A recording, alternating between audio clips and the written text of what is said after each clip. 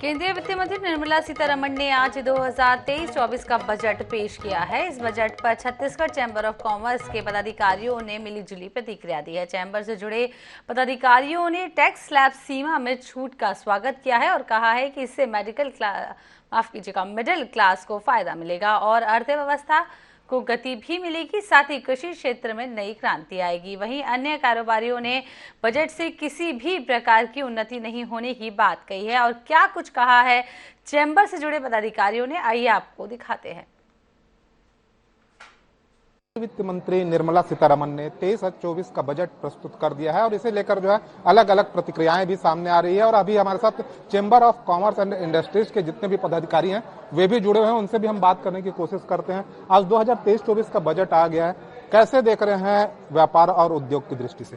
देखिए, व्यापार और उद्योग की दृष्टि से ये अभी तक क्लियर नहीं है कि किसको क्या मिलेगा, लेकिन जो एक सबसे बड़ा मुद्दा हिंदुस्तान का है कि महंगाई दर में कोई फर्क नहीं आने वाला है, क्योंकि खुद अपना निर्मला जी ने कहा कि हमारी पिछली जीडीपी जब इन्होंने पेश किया था तो 4.6 था, आज ये 6.4 पे है।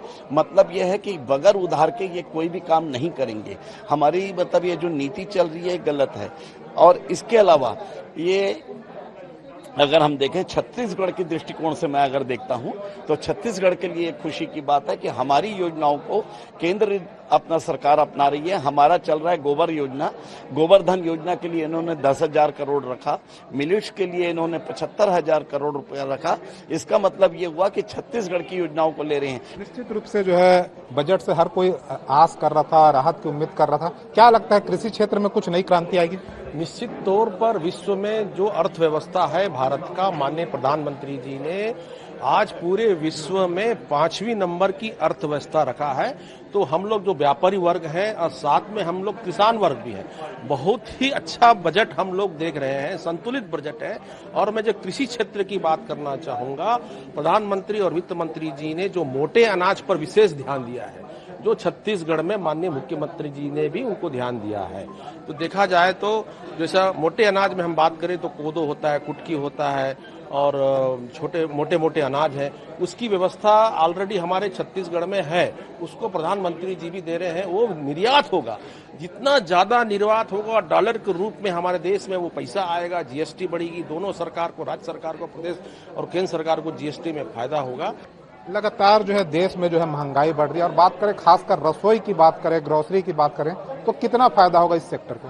देखिए, सेक्टर वाइज अगर बोलूं जो हिसाब से एमएसएमई में इन्होंने जो उद्योग धंधे जो मरे हुए हैं उसमें 95% रिकैपिटलाइजेशन जो करने का जो किया हुआ है, उससे काफी एमएसएमई या हमारे क्षेत्र में जो उसका फायदा मिलेगा। दूसरा, जो युवा वर्ग के लिए आगे जो डिजिटलाइजेशन जो किया गया है, हर चीज डिजिटल रहेगी और ये एक आगे जो, क्योंकि आज जो नए बच्चे आ रहे हैं वो सब डिजिटल हैं, उनके लिए किया गया।